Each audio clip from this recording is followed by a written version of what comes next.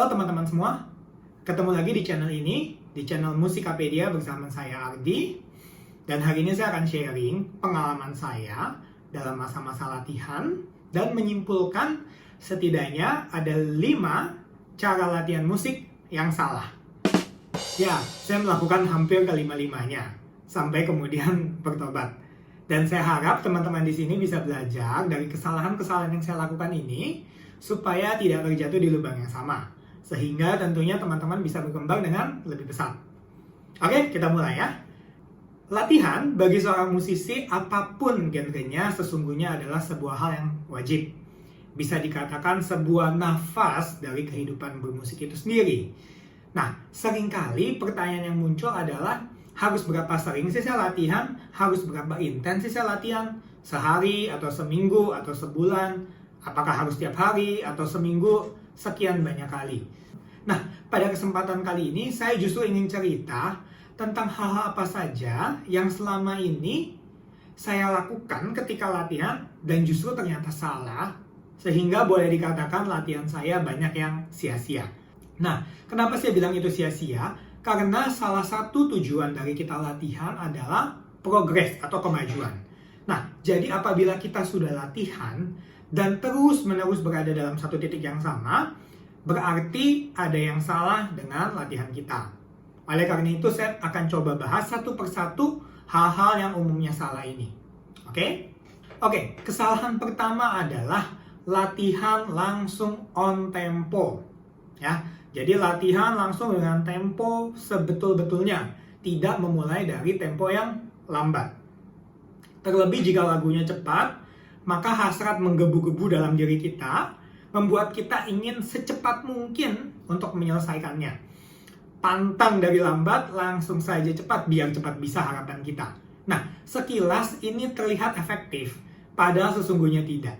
Ya, latihan yang baik itu adalah latihan yang kita mulai dari tempo yang lambat, bahkan selambat mungkin. Ya, nah kenapa kita perlu latihan lambat, teman-teman? Ya, pertama, karena dengan latihan lambat akan membuat jari jemari kita mengenal not-not yang akan mereka mainkan. Ya, fingeringnya akan terbiasa dan kita akan mengizinkan jari-jari kita ini untuk tanda kutip merekam perjalanan bunyinya. Yang kedua, membuat kita secara sadar juga mengenal apa yang sesungguhnya terjadi saat kita memainkannya dengan lambat. Kita juga memberikan kesempatan untuk menanamkan pola-pola tersebut, pola-pola musik yang kita baca dalam jari kita.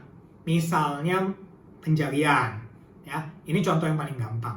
Nah, kalau kita mainnya langsung cepat, kita tidak akan sempat memikirkan karena langsung jalan. Ya, tetapi apabila kita memainkan dari lambat, kita bisa memprogram nomor jari yang cocok, yang sesuai, yang bisa kita inginkan. Lalu melatihnya berulang-ulang dengan nomor yang sama, sehingga jari kita kemudian menjadi terbiasa gitu, atau orang bilangnya muscle memory atau ingatan otot. Dan yang ketiga, kenapa kita harus latihan dari lambat? Karena membuat kita tahu di mana letak masalah atau macetnya kita dalam memainkan musik tersebut. Nah, biasa kalau kita main cepat nih teman-teman, kita seringkali stuck dalam satu bagian tertentu, tapi kita tidak tahu dengan detail di mana sih kita stucknya. Dengan kita bermain lambat, kita bisa mengetahui secara detail, oh ternyata di bar sekian saya stuck. Oh ternyata di situ saya stuck karena hal ini, karena jari saya tidak nyampai, atau karena nomor jarinya salah, atau karena ini, atau karena itu. Ya, dengan demikian kalau kita tahu penyebabnya, tentu kita bisa mencari solusi untuk membuatnya menjadi lancar.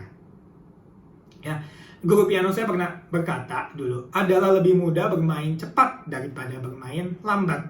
Ya, jadi bermain lambat itu sesuatu yang ternyata jauh lebih sulit karena kita cenderung tidak sabaran. Ya, so setelah ini yuk kita mulai latihan dari lambat. Oke, kesalahan kedua adalah latihan run through atau dari ujung ke ujung. Nah, ini juga yang sering saya lakukan dahulu.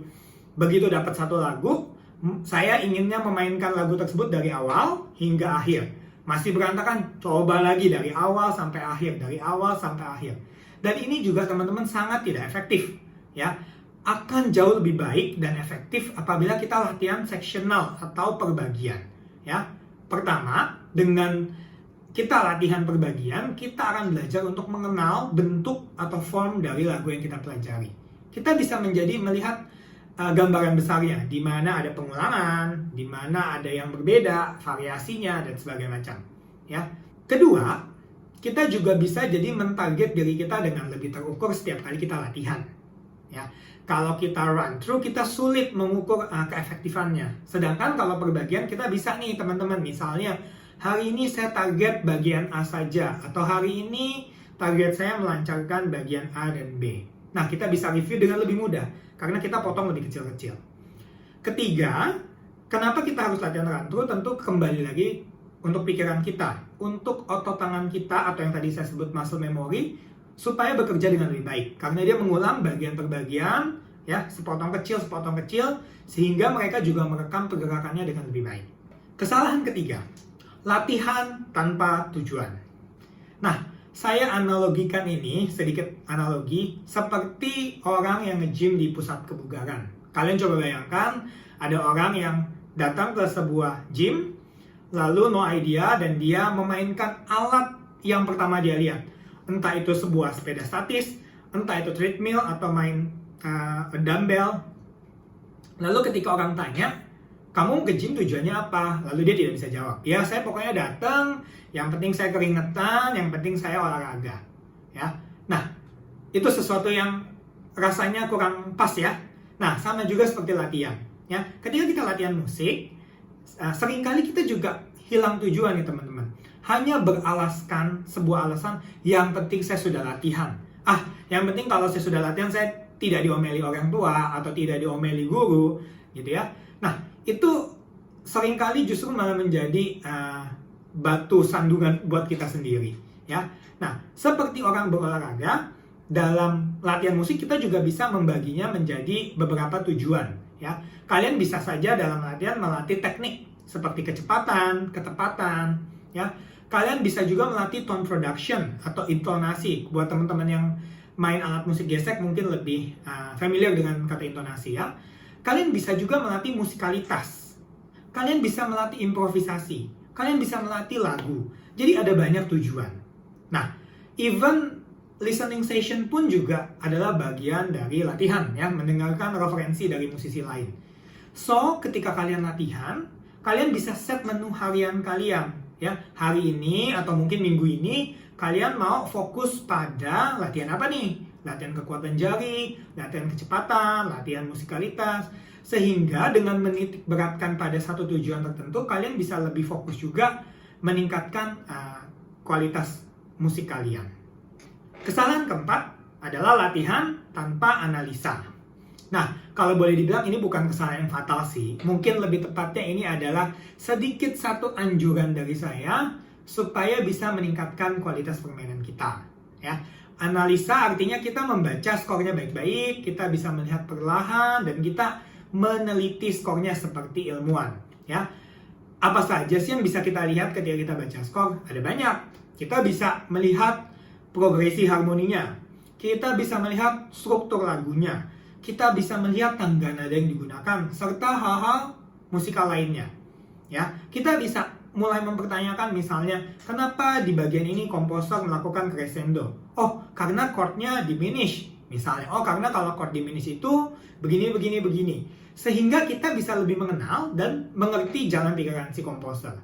Dengan menganalisa, kita mendapatkan pemahaman-pemahaman yang lebih baik, yang tidak akan kita dapatkan kalau kita hanya sekedar memainkannya dari ujung ke ujung. Yang terakhir, atau yang kelima adalah latihan tapi nggak latihan. Nah, maksudnya gimana? Ya, maksudnya seperti ini. Seringkali kita merasa sudah latihan, tetapi sebetulnya tidak latihan. Kok bisa? Paling sering terjadi saat kita sudah duduk di depan instrumen, pegang instrumen, latihan 5 menit, lalu kita buka sosial media kita, Instagram, YouTube, TikTok, ya, selama 20 menit. Lalu kita latihan lagi 5 menit, lalu kita misalnya pesan makanan atau belanja online, lalu 1 jam berlalu, dan rasanya kita, wah saya sudah latihan 1 jam. Padahal mungkin kita latihan hanya 10 menit. Nah, dari kesalahan kelima saya ini, kita bisa belajar untuk fokus, ya. Mungkin teman-teman bisa menonaktifkan handphone selama 1 jam sesi latihan. Habis itu boleh deh membuka sosial media. Ya, jadi dengan kita bisa lebih fokus, kita bisa meningkatkan kualitas permainan musik kita. So, itu tadi 5 cara latihan musik yang salah selama ini. Semoga bagi teman-teman yang mungkin memiliki masalah yang sama dengan saya, bisa segera bangkit dan mengubah cara latihannya supaya bisa terus maju. Again, thank you buat teman-teman yang sudah nonton. Jangan lupa subscribe karena saya akan berusaha untuk terus membuat konten-konten edukasi musik seperti ini. Semoga ini berguna dan bermanfaat. Also, feel free buat komen dan share video ini ke teman-teman yang membutuhkan. Thank you once again and see you on the next video. Bye-bye.